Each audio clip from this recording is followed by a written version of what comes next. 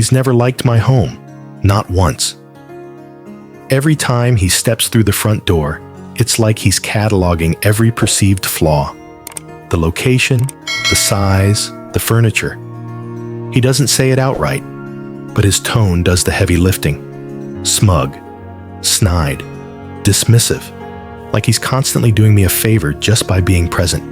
And yet, here we are again. I'm hosting a cookout. Good food, cold drinks, a few close friends. The kind of day that's supposed to feel easy, restful, joyful. But joy, it seems, doesn't come easy when your best friend insists on dragging her toxic boyfriend along with her. Again. And this time, she came with a new request. Can you lock your cats up for the day? He has allergies. That's when something in me snapped. Quietly, internally. But it snapped. Because my home is their home too. I have 2 cats. Sweet, shy creatures who hide the moment people walk in. They aren't climbing on laps or rubbing against guests.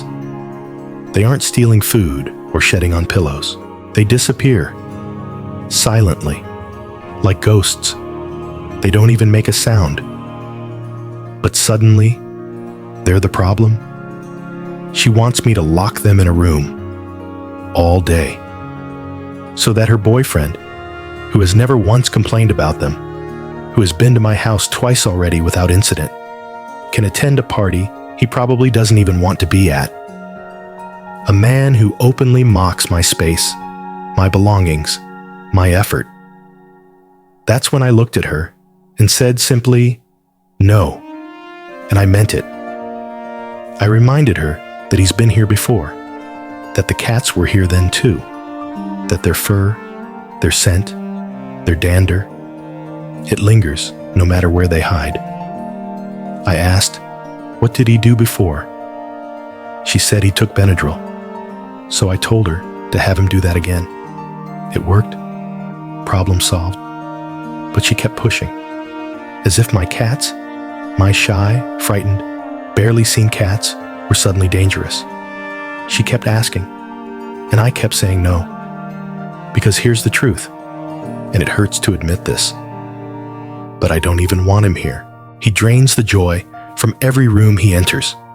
He critiques everything from the food to the lighting to the neighborhood I live in. Nothing is ever good enough unless it's his. He comes in, takes, complains, and leaves. And now I'm being asked to inconvenience my cats, to lock them away, make them panic in isolation, for the comfort of someone who has never once prioritized mine. It wasn't just a request, it was a test, a measure of whose comfort matters more. And I chose my cats. I chose peace.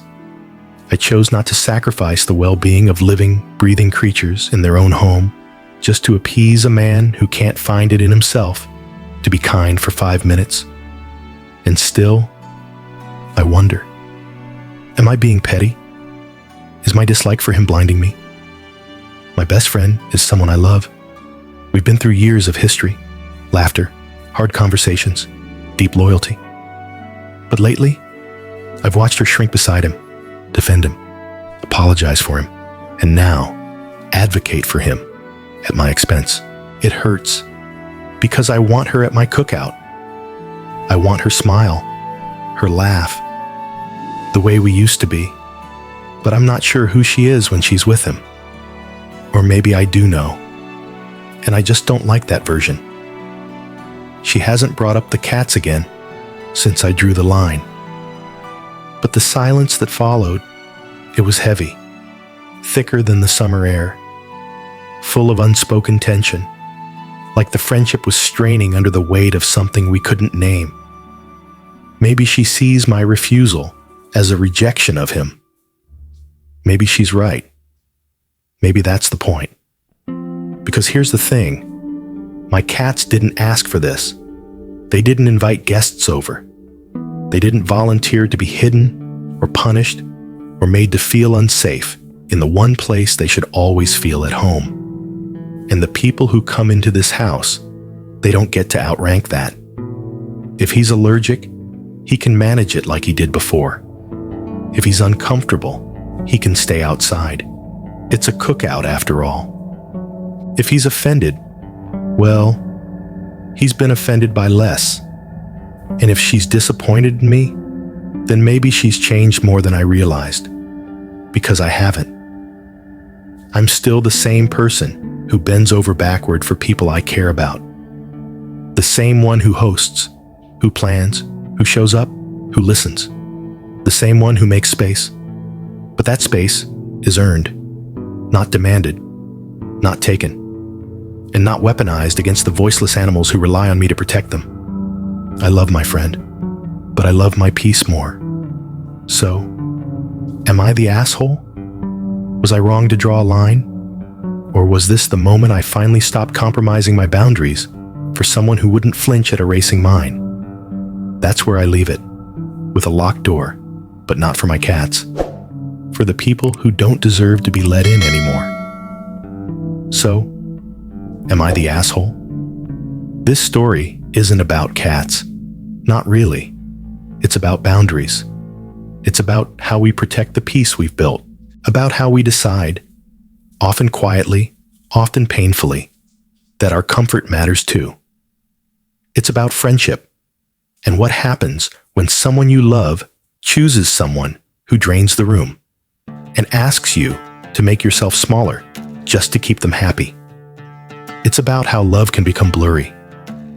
How asking someone to lock their pets away can become a symbol for something deeper, something unfair, something unkind.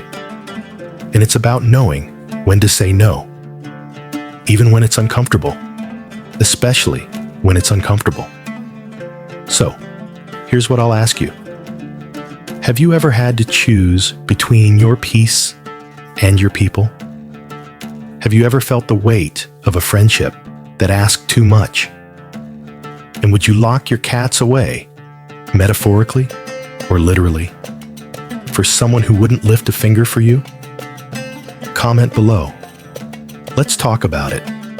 This is AITA Stories, where we ask the hard questions and try to answer them together.